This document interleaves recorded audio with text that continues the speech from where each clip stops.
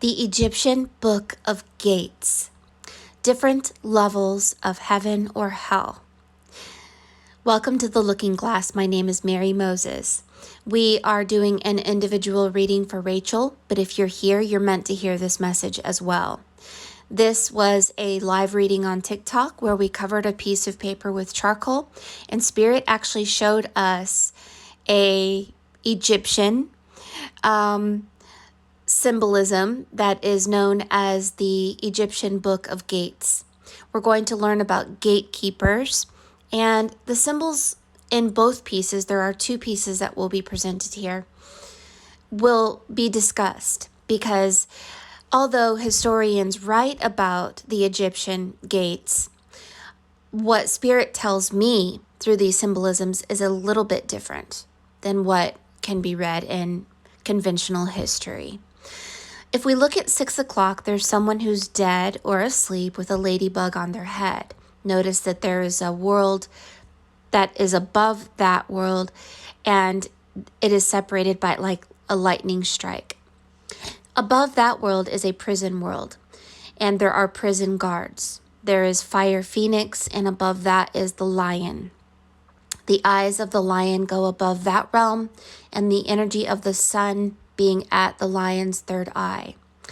Above the lion is a cloaked being, which is Rachel, who has her arms stretched out like knives, and it looks like a compass.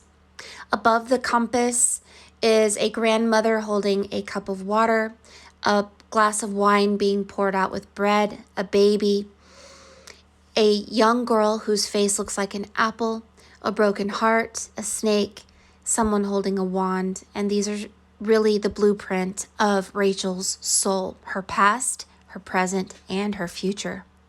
The apple around 4 o'clock represents red and white, and the ladybug represents red and black. The apple is always a poisonous apple that hurts and grows our soul. And so Isaac Newton sitting up against the tree and the apple hit him in his head. Adam and Eve experienced pain with the apple. Dorothy Gale was slapped in the hand with the apple tree. And there are many allegories in our fictional movies and stories of the painful apple, like Snow White. The apple puts us to sleep, but the apple also wakes us up and grows our soul. There seems to be some communication about the apple growing our soul through pain, and that knowledge can be painful, and ignorance can also be painful. The ladybug in both pieces is the most significant symbol, and I'm going to let this shaman tell you what she knows about the ladybug and how the ladybug is a very positive symbol of hope and wishes. In this video, I'm hoping to connect our minds to how Spirit speaks to us through our outer world, the material world of symbolism. Teacher of shamanic healing classes as well as shamanic practitioner, and welcome to my video talking about the healing significance of the power animal, also known as spirit animal or totem animal, the ladybug. I do have another video on what power animals are and how to work with them. I'll leave that link to that video in the description below. So let's dive in and talk about what the ladybug signifies as a power animal or a spirit animal. So ladybugs are beautiful little creatures. They represent manifesting wishes, dreams, goals, and desires. So if you have a power animal of a ladybug, the ladybug can help you to fulfill your wishes when there are things that you want to accomplish, to do, to have, or be in the world. The ladybug can help you with that, fulfilling those beautiful wishes, dreams, desires, making them a reality, helping you to be successful. Also, ladybugs eat aphids. They are the pest control system. Okay, so if you had some beautiful roses, growing in your garden and you had aphids on them, the ladybug would take care of that. The ladybug would eat them. That's food for the ladybugs, and help to bring those pests back into good balance so that it's not taking over the rose bush. Okay, so if you have a power animal of a ladybug, the ladybug can help you to be strong and protect against people who act like pests. So if someone is pestering you, if you have a coworker, or it could even be a family member or someone else, could be a nosy neighbor that is always pestering you and trying to sort of get into your business in that way, wanting to pester you for different things. Maybe someone is pestering you, always trying to ask you for help, but like all the time, or maybe pestering you to give them money, okay, or things like this, or pestering you for different sort of help that they need. Having a ladybug as a power animal can help you to be strong, have good boundaries, and also protect you from those people who can act like pests when they are pestering you or trying to steal your time, energy, and attention away from what you need to do for yourself. So the ladybug can help you with that, to be really strong and create those good, healthy boundaries. Also, the ladybugs, they hibernate in the fall and then they come out in the spring to lay eggs. When they lay eggs, one ladybug can lay up to 800 eggs. Wow, that's amazing for a little tiny ladybug to lay those eggs, 800 eggs. That's amazing. So if you have the power animal of a ladybug, the ladybug can teach you to incubate ideas. So just like the ladybugs hibernate in the fall, they can help you to incubate ideas, to work out those ideas in your mind of things that you would like to manifest, goals that you would like to accomplish, projects that you are working on, so that you work out the ideas, that you've got it in a good flow, that you know then how to manifest it, and then coming out from that incubation period to then be productive, to have that good fertility, to bring your ideas to fruition, your goals to fruition, your projects to fruition. So the ladybug also represents that good boost of creative energy to be productive, to be fertile in your life, so that your goals, dreams, projects can grow and manifest into beautiful success, but also to have an abundance of success, just like the ladybug laying those 800 eggs, having that good abundance in success. So that can be abundance in money, friendships, work opportunities, project, creative ideas, things that you learn, maybe having abundance of good intellect to learn some good new skills that you need to learn. Okay, so the ladybug can help you with that. Also, the ladybug is red color with black dots. So the black represents protection and groundedness. So if you have a tendency to be a little bit flighty, the ladybug can help to ground your energy and teach you how to ground, to be stable in your life, to have that nice, good, stable energy. And the red is like a really beautiful color that represents happiness, good luck, good fortune, energy, vitality. So having that good ladybug energy as a power animal for you can also help to boost your luck, to boost your good fortune, to boost energy, vitality, and stamina, to be productive and get things done in a good way. Red is also a very fiery color. So to put that good passion and fire energy into all that you do, work, projects, relationships, to add zest and happiness to your life. Also, the number of the black spots on the body, typically in shamanic symbolism, would symbolize the number of wishes to be fulfilled that the ladybug can help you fulfill. So for instance, let's say you had a ladybug as a power animal for you, and let's say you went for a walk in your neighborhood and all of a sudden a little ladybug landed on your arm, and you look down and there it is, and you count the number of spots, then that would be an indicator of how many wishes that ladybug can help you fulfill for that time period in your life. Okay, so the ladybug can assist you with that. So I hope you have enjoyed this video. Thank you so much for watching. The beetle of the lady is the name that the ladybug often carries, as it is associated with the Virgin Mary. In Norse mythology, the ladybug is connected to Freya, the goddess of love. When we are looking at your piece, we are seeing many significant female energies, where the age of Pisces is leaving behind the male-dominated Jesus and King Solomon and David and Paul and all these male patriarchs. We are going to experience a more female matriarch, and also bringing the holy dove. So this is a spiritual female energy that is going to bring that which is death back to life as only a female can do. I don't think it's a battle between male or female energies. It's really a polar shift. And the sun flips every 11 years, and sometimes our hearts can feel that flipping, and we begin to shift as well. And we shift away from ego, mind, and logic, and we go to the heart. And the heart puts us back into balance. And we're going to learn about these female gatekeepers from what is written in history about them, from the book of the Egyptian Book of Gates. My understanding is that Jesus' mother was androgynous, both male and female. The androgynous ones are the ones who self-impregnate because they have two souls. So it truly was a spirit who impregnated Mary, but it was her own spirit that encompassed two souls. She was the original Adam and Eve. They call them the divine conception, and they are quite powerful and they are immortal.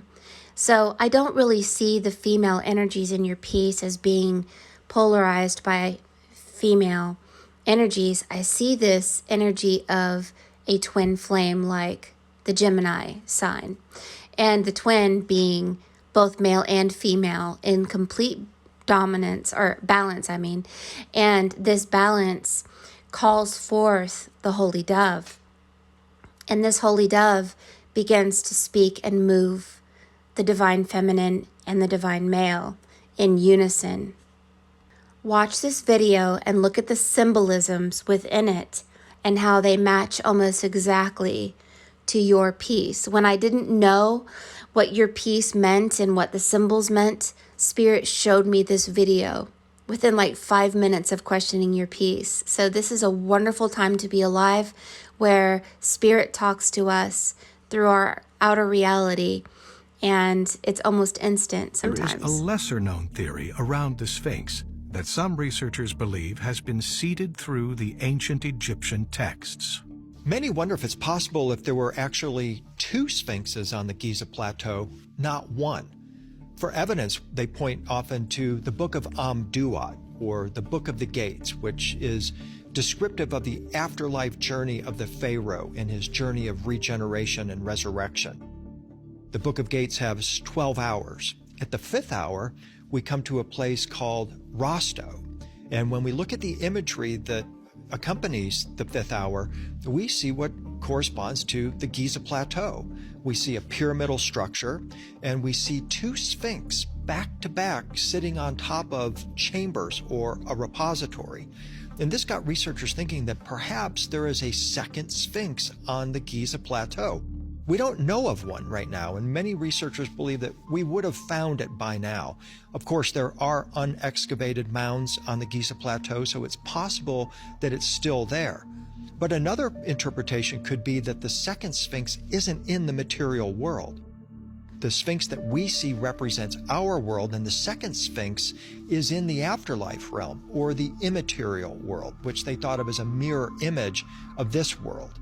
That's a key concept, because in the afterlife, the ancient Egyptians believed that we'll be doing many of the same things that we do in our earthly material life.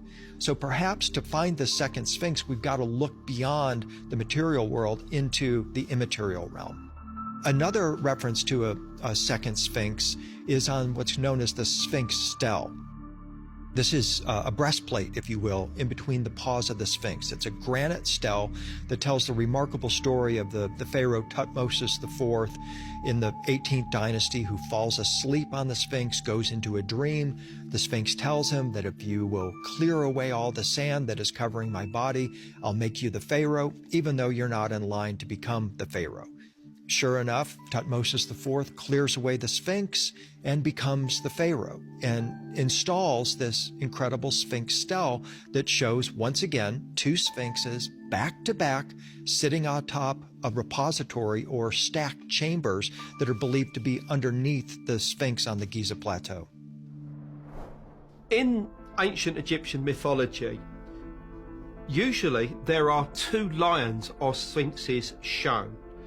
and these are known as the Ruti lions. And they guard the entrance and exit into what's known as the Duat, or underworld. And this was the underground passage that the sun was thought to travel at night, from obviously sunset in the west to sunrise in the east. And this was visualized as an actual cave system. And there were representations of this cave system in different parts of Egypt. In the Egyptian funeral writings, a double lion called Aker appears quite regularly. And very often this Aker is precisely not very far from the body of Osiris, who is often represented lying in a sarcophagus, ready to be reborn. Consequently, many people think that this famous Aker demonstrates that there might have been two sphinxes in Egypt, the sphinx we know, and then another one. The notion of a double sphinx is found in the Egyptian writings.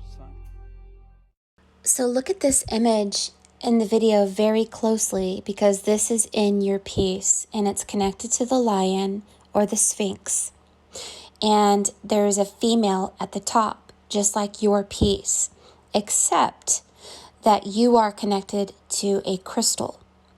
And there's something about the crystal that's missing or that has been added. I'm not really sure. But pay close attention to how there are people above, people in the middle, and there are people below. This is important because we're going to talk about lower and upper realms and what it means to ascend and go out of a world of a prison, because that's what I'm seeing. The lower realms are death. The upper realms are life. The lightning shapes that are in your piece are also in the gates, the Egyptian gates. And the lion that's in your piece behind these gates is the sun. And this is where you have the symbol of the sun right below the crystal and right below your head. I will admit that although I understand what Spirit is telling us about these lower and upper realms, there are many more interpretations besides mine, and mine is about an emotional and spiritual awakening. The Book of Gates is an Egyptian funerary text. It talks about newly deceased souls going into the next world. It is corresponding to the journey of the sun through the underworld during the hours of the night. The soul is required to pass through a series of gates. Each gate is associated with a different goddess, not a man, a goddess, according to history. The goddesses of these gates have different titles and they wear different colored clothing, but they have a 5-pointed star above their head. And if we look at your piece, the 5-pointed star is not above your head, but it is in other places in your piece. So this may be a communication to us about this star. So the goddess at each gate is a representation of a star. So a doorway is represented by the solar boat, the sun god Ra, and by the souls directed to the world of the dead. If we look at your piece, there's somebody who's dead at the bottom. The 7th gate is guarded by the god, the sharpest of them all, like the knives. And these 7 gates and 7 heavens are connected to our 7 chakras, like the 7 moons of Christ. They are also known as secret portals. These deities hold a large threatening knives, or they have large threatening knives. They look like knives, and you are holding knives, but I have another interpretation of what this is. Some people give these symbolisms very negative interpretation, like the swallower of sinners. And although I do see prisoners and I do see death, I see that the divine feminine and the Holy Spirit grows a soul to those who want to follow truth. So you are the powerful of knives, and you're connected to the long-horned bull, which you will see in your second piece. So you are the fourth heaven, and this fourth heaven is connected to the heart chakra. There are many other goddesses that are connected to the different heavens, but according to your symbology with the knives, you are the fourth. And the fourth heart chakra is a portal. And this portal can be attained before we die. And this was promised by Christ, who says, living waters will pour from my heart. If you follow me, you can be as powerful as me and more. Go through the eye of the needle, and suddenly you'll see the kingdom of heaven. So there are some symbols even in Christianity that go along with Egyptian symbology here. But these different pockets of realms that go down or up really seem to be connected to also the goddess Nuit. She is the keeper of the unconsciousness and a protector of those who have journeyed through the land of the dead. So her body goes over the realm that looks kind of like a rainbow or a compass. So this goddess is the protector of a particular realm. And that if you seek her energy, she gives you joy, and she's connected to the number 11. She is associated with resurrection. And I would like to equate her with the word mansion. So Jesus said, my Father's house is a mansion, or in my Father's house are many mansions. If you think about the energy of someone being a mansion or a realm, there would be a realm of Christ, and there would be a realm of a female energy. And so these different realms looks like this eye shape that's in your piece, and the eye is inside the body of Nuit, the female energy, and it is an ascension process. Nuit says, come into my house of cobs. So whether it's a house or a mansion, the Pisces, Jesus age, is an age of the 7 wounds of Christ. It's a painful place. It's a prison with prison guards. When we ascend up from there, we go to the 4th heart chakra. We begin to go to the age of Aquarius, the golden age. And there we meet Nuit. We meet the Virgin Mary. We meet Freya. This female energy is the energy of resurrection and life, and it is attained by opening our heart chakra and leaving the world of the material behind and going to the world of formlessness by connecting our heart chakra to the sun. And so you can see that under her energy is a completely new reality, where below her we suffered ignorance, shame, narcissism, a money system that required that we behaved in a way that took our energy and our power, while this new female is connected to you, Rachel, and is giving us hope that this new place in this eye, basically, if we notice in your piece, the eye of the lion, that is where the eye is, and this is the eye of the needle that Jesus talked about. To be in the eye is to be in the mansion or the house of Nuit. And if you look at a compass and you see how, if you look at it from one section, you can see the pyramid and the shape that it makes, that this world is like a compass or a clock, and each piece or each pyramid has a completely different reality. Some people are suffering, some people are not. Some people are having power and flying like Harry Potter, and some people are in Azkaban, in a lower realm, being punished and experiencing a large amount of pain. So the secret of the gates is always to seek the kingdom of heaven, to go up, because going down is uncomfortable. So these 2 eyes that are in your piece are the same eyes that are in these hieroglyphs and these paintings from Egypt. Let's talk about the Handmaid's Tale. Notice she's in water and there's the energy of fire behind her.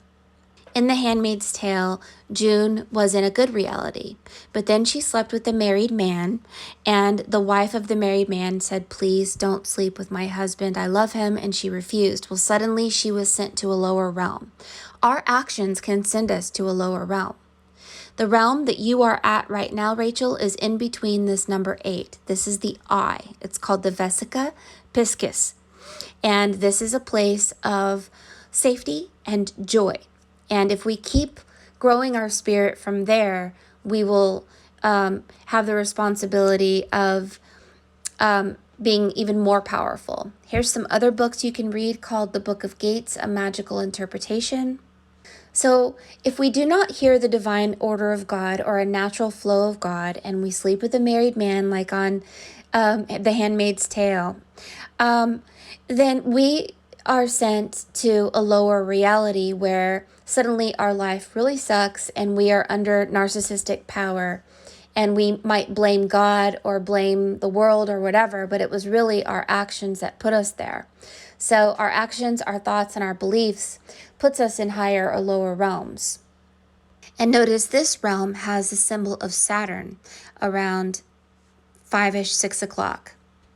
So if we died at 6 o'clock, the promise of the Ladybug is that we do not die. We go up.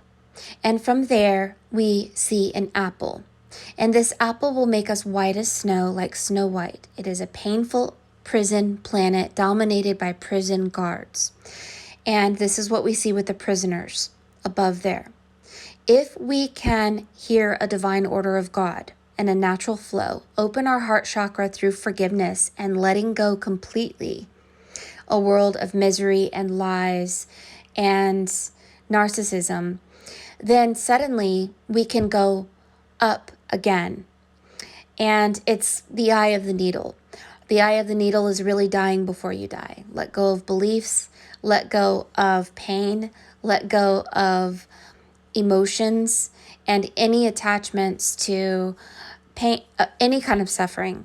So if we had narcissistic parents and we're really angry about it, we cannot go through the eye if we have anger. We cannot go through the eye if we have sorrow, if we have grief, if we have even ignorance. We have to study. We have to work at attaining the kingdom of heaven, seeking first the kingdom of heaven and never looking back down to the world that we are leaving.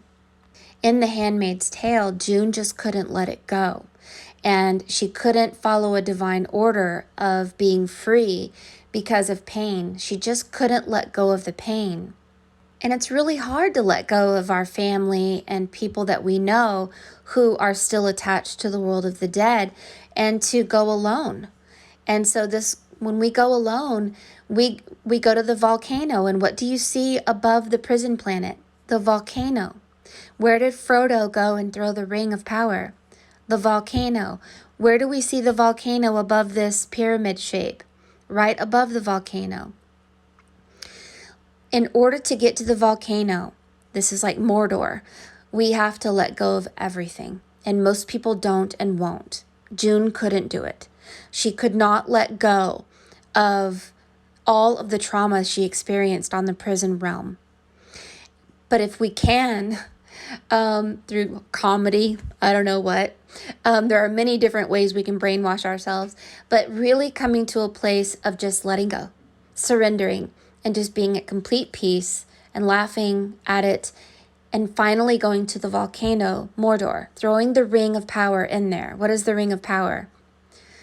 Holding on to who you thought you were, holding on to a world you thought you knew, and allowing yourself to go to a better world. So the volcano of Mordor and this pyramid is really an allegory of an eye. And this is the eye of the needle that Jesus was talking about. Now, if you look in the original piece, it has the word sad. The sad is connected to you are the one, Neo. So being the one who is the master of your universe, this is what it's saying to you. It's also about seasonal affective disorder. I find it interesting that the word sad brought the word M-I-A, Khalifa. Now you have the word M-I-A right next to the word sad. Why would this Mia, Khalifa, be connected to the word sad and the word Mia was in your piece? Mia was Lebanese and she would wear a hijab, but then she came to America and became a porn star. After the September 11 attacks, she began to not persist in pornography and began to leave that lifestyle behind. But she was kind of a hated female for outside of American culture, which is connected to the word sad and a prison planet. So somehow this Mia individual is somehow associated with this number 1111, which is the number 4, and the 2 towers, the twin flames, and a lower realm like a prison planet. But if we go above sad and Mia, we go to Swan, and Swan is heaven made me for God. We begin to realize that we are a collective consciousness and that there is nothing but mind. If we have sadness or anger, then our mind is connected to the world of sadness and anger, which is a lower realm. But the word swan, 1031, is a new era. And this is the last sign before the rapture. So when we see the bottom of the volcano shape, this is the beginning of the rapture. This is the heavenly realm. This is the realm where our eye and our mind begins to merge with the mind of God and heavenly beings. We just simply have to detach and let it go. All that glitters is not gold, or all that glitters is gold. When we are in the lower realm, we say, all that glitters is not gold. But then when we go to the upper realm, we say, all that glitters is gold. It's like a completely different mindset. And so the Saturn matrix is the SAD. SAD is Saturn, and they are dominated by archons. So the swan place is a nice place to live, and the SAD is sad. And MIA, missing in action. We are missing the point. The point of the prison is to realize that our actions, thoughts, and words keep us there unless we go through the eye of the needle and become nothing. I don't know what doxomedon is, but it seemed to have some negative connotation associated with it. Arc is the number 812. So this is the number 11 when you add it up. And remember that Nuit is connected to the number 11. And so September 11th, 1111, the number 4. This is connected to Amon, God. And these gods in the upper realm above the volcano are about the mending of broken hearts, about a collective consciousness, about having abilities that the lower realms cannot have. It is about Helios. Your soul is made of helium and your soul goes up. So really the lower realms are about the realm of gravity. Zeus's twin brother was the god of gravity.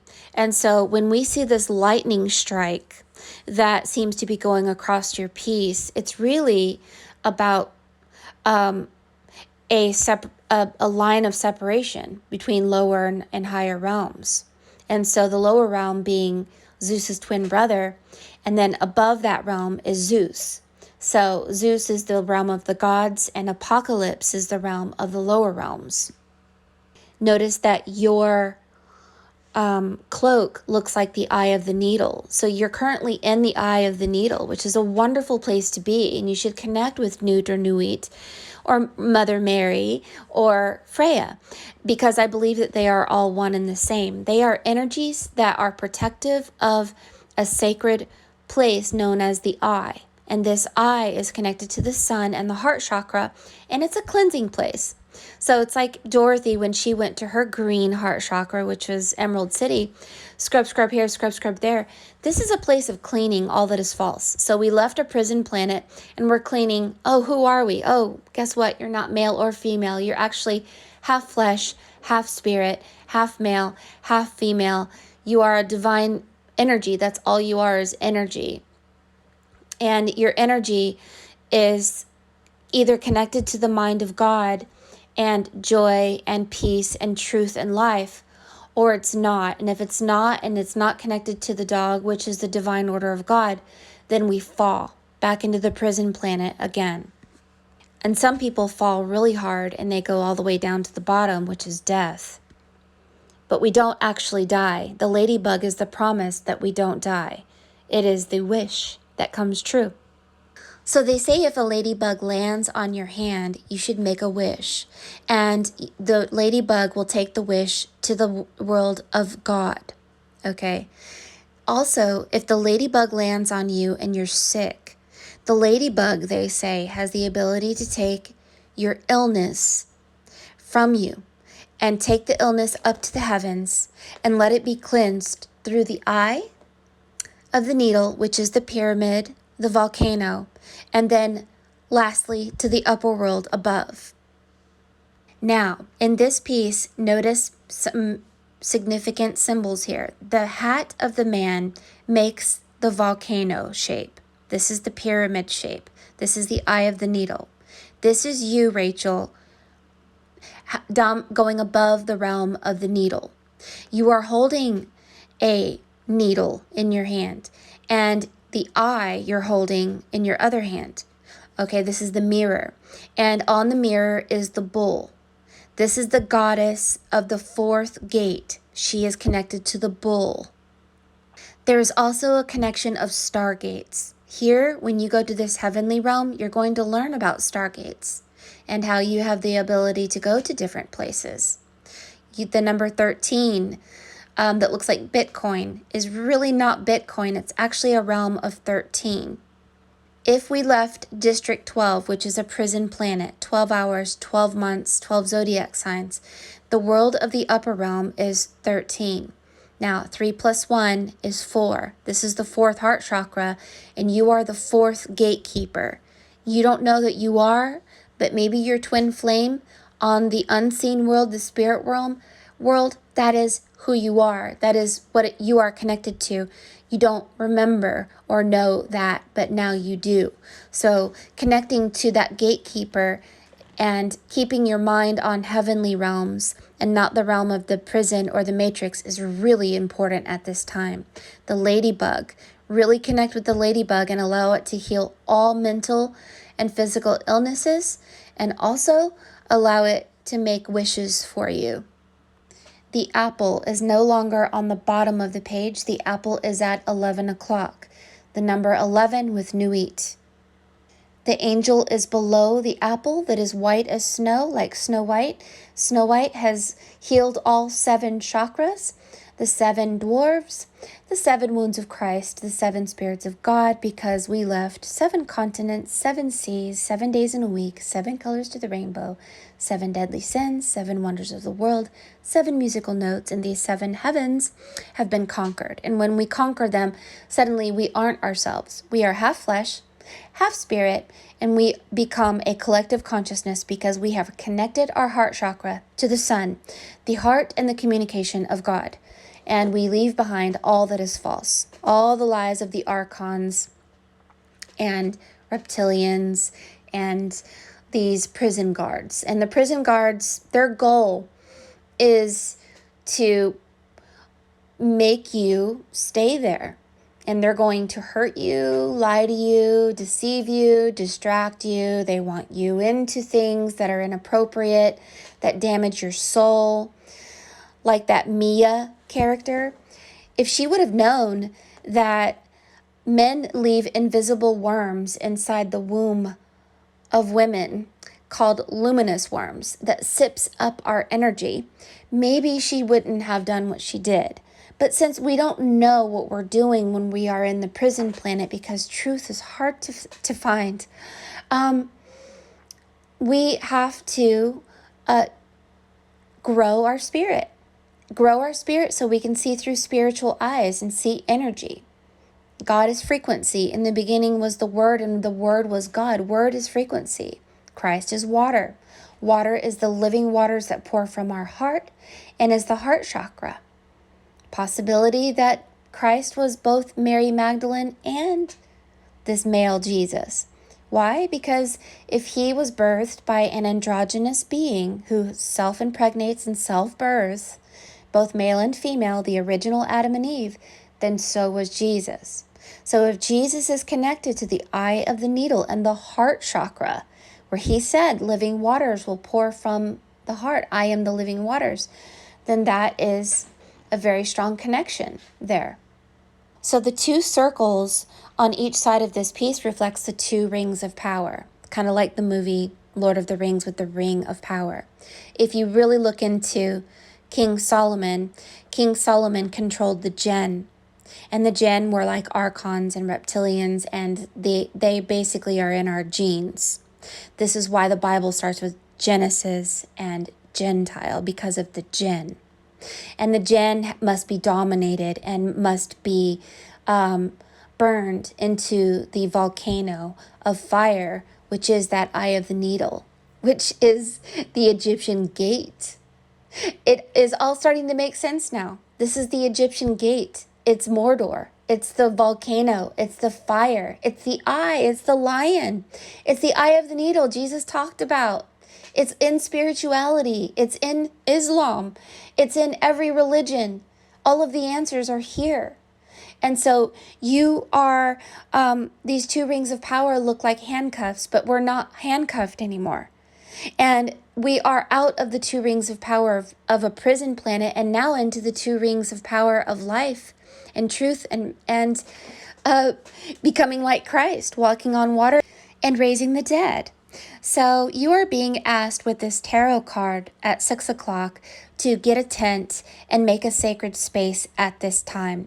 Disconnect from the matrix and the prison planet and everyone associated with it. This is your cocoon time to be in the eye of the needle. The eye of the needle looks like a cocoon. This is you going inside your pyramid, inside the volcano. This is the ring going in the volcano. You are the ring that has to go in the volcano. You must go in your volcano and let go. Because the Smeagol wants the ring of power and not let go. We must let go of all pain, all beliefs, everything. So to go inside this sacred space and to completely become nothing, that is the eye of the needle. When you are nothing, then you become everything. When you're no one, you are everyone. And then suddenly, like a stargate, you go through a invisible portal, or like a mirror, you go through the eye of the needle. Now, the mirror is seeing yourself as not you anymore. You are half flesh, half spirit. I would encourage you not to use the word I or me. When you're making a journal, when you're writing things down, don't say I or me. Say we, because you're no longer you. You're going through a marriage. And this is Snow White dying, eating the poisonous apple, waking up, and marrying twin flame, flesh and spirit, and going to the mansion, the castle, the house of Nuit, where we go through the eye of the needle and we ascend higher to places of power. And all we have to do is follow the yellow brick road, the golden age of Aquarius, and the ascension and growing of our spirit that looks like the golden ratio, like a spiral. You will find out once you come out of this eye that you are a shield. You are a gatekeeper and you are a wish giver. You are the ladybug that can take illness into the heavens and heal the sick, raise the dead. So now we know the truth behind the Egyptian gates and the gatekeepers. Lower realms and upper realms. It's really about forgiveness and letting go. Like Smeagol, most people cannot let go of the image of their self and the emotions connected to it. But I think that you have the ability to ascend, and you are being told that you're going to. Apparently, there is no death once you ascend past the eye. I think this is one of the most extraordinary pieces I've ever done, and I wish historians could read it and see what Spirit showed us. And I've never even heard of the Egyptian Book of Gates, and yet it was in the blueprint of your soul. How amazing. Like a miracle. What? Does that give you hope? Gives me hope. Thank you, Rachel, for what you have to teach us. I'm sure there's more we can learn from your piece. If you would like a reading, go to forestfairy.com. All that glitters is gold. Only shooting stars break the mold. The mold of the volcano, the eye of the needle.